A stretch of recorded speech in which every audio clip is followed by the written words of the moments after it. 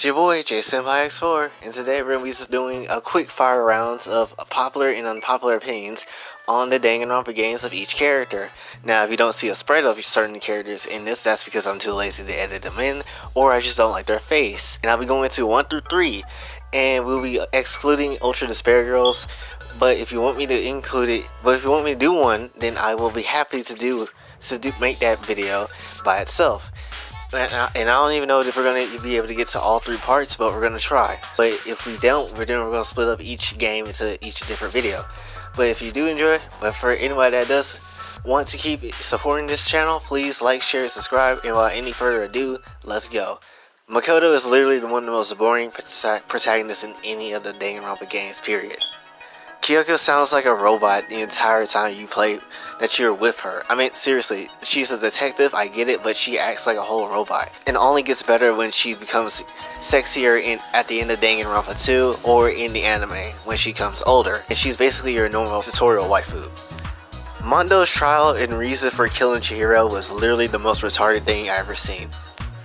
Sayaka should have been the murderer for Leon. Leon, just nobody cares about Leon. Chihiro deserved better, and I questioned some of his limitations because seriously, the amount of stuff he done for the Future Foundation is kind of like, how far did he get? Because it's kind of impressive. Hifumi is actually Peter Griffin and is nothing more than a sad version of a bully bastard in any hentai that you be scared to look at night. Even if he's just on a manga panel, you'll see that he'll be coming into your room every night just to take pictures of you, and it's weird. Taka is literally a fake Ida, and Ida is way better than this man. I mean, seriously, look at this. Look at Ida. He is way better than Taka will ever be.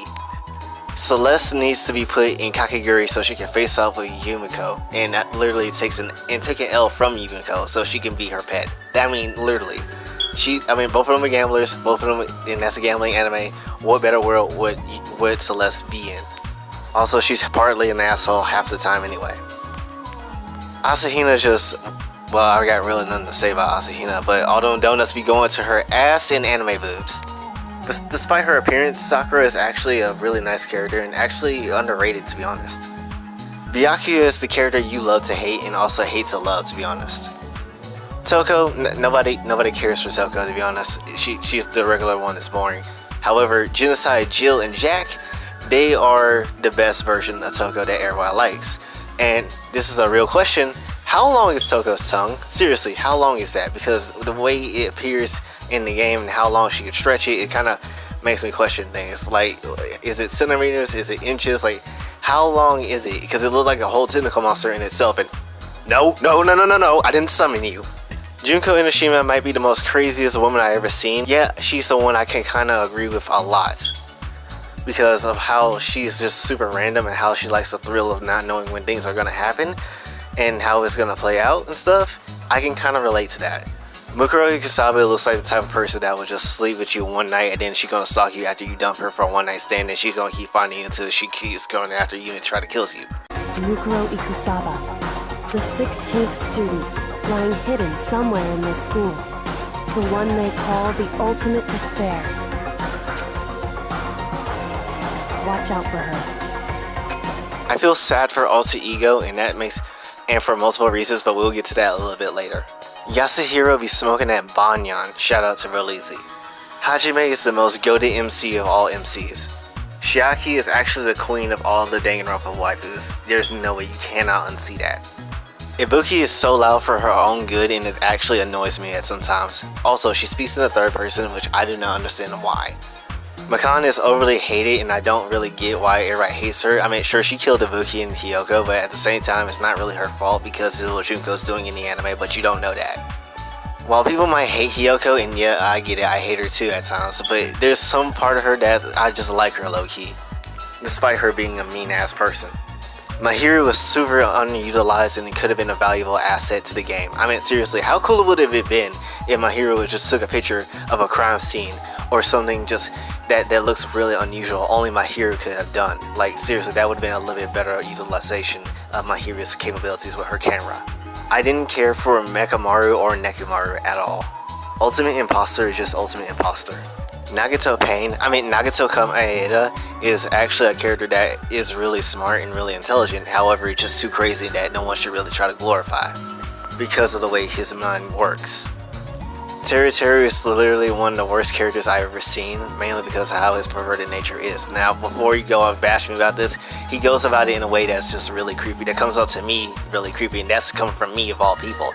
Honestly, it looks like Mineta could do a way better job at this and easily be successful, and I would even care for Mineta in more of this role than how people would in My Hero, which, to be honest, Mineta, I still care for him. He's still my favorite character. He's one of my favorite characters in My Hero. Gundam is just having way too much fun. Honestly, he's like the type of person that want to be in Konosuba but then get paid for the auditions. Fuyuhiko has probably the best character development in this entire game out of side characters. Miss Sonia is actually the most foreign character I ever seen. Kazuichi is so desperate for attention that he actually makes me look good. Akane, again, there's no, Asahina, Akane just fine. There is no opinion whatsoever. Junko Alter Ego just took advantage of poor Chihiro's work, and that's the reason why I'm sad. So many people took advantage of this man's work, and it's actually ridiculous. Izuru Kamakura, Izuru Kamakura, Izuru Kamakura, Izuru Kamakura, Izuru Kamakura, Izuru Kamakura, Izuru Kamakura. Peko Yama is actually one of the more badass characters in the entire Dangan 2, and honestly I wish we had more scenes of her, especially a CG scene maybe where she was like taking a shower or something. Look, I'm just saying, me and Hajime are on the same wavelength. We both wanted Peko to like us. I feel like the gameplay would have been a lot more better if we just had Kaede stick around a lot longer. Honestly, if she took the main role, I wouldn't even be mad at it. Maki might act all tough, but in reality, she actually one of the cutest characters in the game, and actually is one of the more characters I would be more happy to see live in the entire game, which she did. To be honest, in that entire game, I think Maki is probably my second favorite waifu in the entire game. Tenko could have been a good character if they didn't just make her so against men. Who are you, Vaggie? Angie is just straight up weird, and honestly I kinda get the character, but I also don't get the character at the same time, but she probably a freak in the sheets. Korekio is just no, I don't even want to cover Korekio, creepy ass. Kaito was just waiting over his head, and honestly I feel bad for Kaito. Kibo is one of the GOAT robots that I ever seen, and honestly much respect for him. Himiko is cute and adorable for this entire world, and honestly, she should have a little bit more shine. Gonta was just a nice gentleman. Kokichi, even though he got Gonta killed, I actually did like Kokichi. I know a lot of people hate him, but I think Kokichi is a really good character, probably one of the better characters in V3. Kurumi had so much potential, yet I feel like she was utterly wasted. Even though it kind of goes into detail about her life in the quests, in the free time quests, I just don't think that she was very utilized in the game. Rantaro, I just didn't care for Rantaro. Nor did I dig Ryoma. To be honest, Miu would have been actually be an excellent girl to be chilling with if it wasn't for the fact that she was super clingy. And honestly, this sprite right here, I can't actually show the entire sprite because something is here that they couldn't put in the game, but this sprite right here makes me feel some type of way. Samugi is actually one of the more normal characters, and honestly I wish she was actually a good guy, but since that she actually was revealed as Junko in Oshima, it kind of ruined and dampened things. But Samugi, if it wasn't the case that she wasn't Junko, she would be one of the better waifus. It'd probably be my third pick. A little bonus now, the endings of each Danganronpa game 1 to 3. Danganronpa 1 was actually a good little ending, but it also teased at something else, which kind of makes the story be like, how much can Junko actually do even though she's dead now? There's almost like little to no limitations on this woman, and since there's been 53 games, it kind of surprised me. It kind of be like, why? How the hell can she keep doing this if she's dead already? Danganronpa 2 is probably the best game, and the best game has the best ending in the entire series, mainly because everybody's actually okay. The only person that's not there anymore is Shiaki, but Shiaki did her thing and made a noble sacrifice. But overall it's making a really rewarding experience at the end of the game.